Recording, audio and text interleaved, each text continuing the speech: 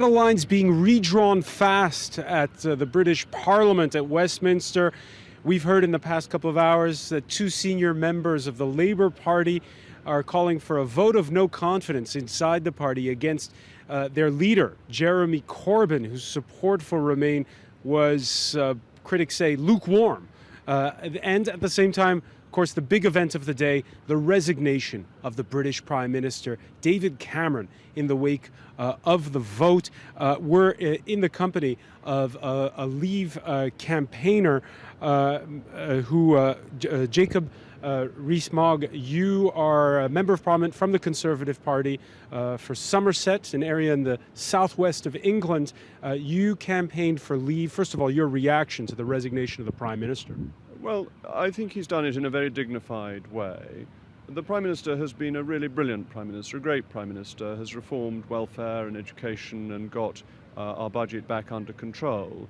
And it's sad that he has had to resign over this issue, but I think it was the right thing to do, that he had argued very strongly for Remain, and it would have been very difficult for him to lead the renegotiation as we leave the European Union. You mentioned his legacy. He could be remembered as the man who helped precipitate a major crisis on the European continent and perhaps a bit of a breakup of the United Kingdom, what with the First Minister of Scotland now calling for another referendum on independence. First Ministers of Scotland from the SNP always call for more referendums on the independence of Scotland. They had a referendum 2 years ago, they lost it. That was decided in 2014. He may well be remembered for the man who gave Britain back her freedom and allowed us once again to reassert our own democracy and freed us from the shackles of the European Union, which is a failing system, a system that is leading to the rise of the far right in many countries, including, of course, your own, which is something we should be very concerned about, that the remoteness of the Brussels bureaucracy, of the elite, from the peoples of Europe, has made people very unhappy with the way they're governed and has led to tensions across the continent of Europe. The French president warning that this could fuel right-wing nationalism.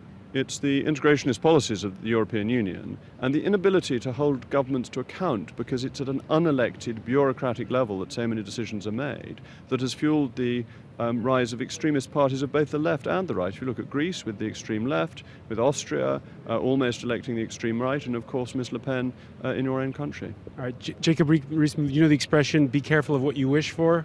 Markets have been spooked. You seem very calm about it all.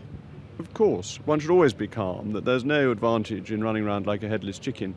But the markets always react to events, and you must remember that the British establishment said that if we left it would be Armageddon, and it's not Armageddon. Sterling is already bouncing back, and I'd be a buyer of sterling at 135 against the dollar. The FTSE index is already bouncing back. That actually, with the fall in sterling and a lot of foreign currency earners in the FTSE index, there are some opportunities awaiting investors.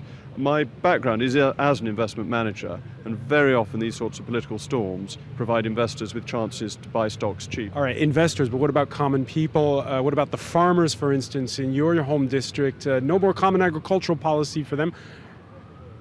They're not going to see the money. Oh yes, we can subsidise farmers on our own. Of course we can. We paid farmers long before we joined the European Union. The 1947 Agricultural Subsidies Act gave money to farmers for decades before we joined the European Union, and we can remove the bureaucracy. And we don't, I'm sorry to say, have to subsidise your farmers anymore, which has been quite a big cost to the British taxpayer. All right, Jacob Rees Mogg. Great pleasure. Very serene. Thank you so much. Many thank you. Goodbye. Thank you. So there you have it. The Leave campaign serene. Of course, they won't be as serene when it comes to picking a new leader, and it'll be interesting to see just how this argument plays out, this argument that's playing out within the Conservative Party.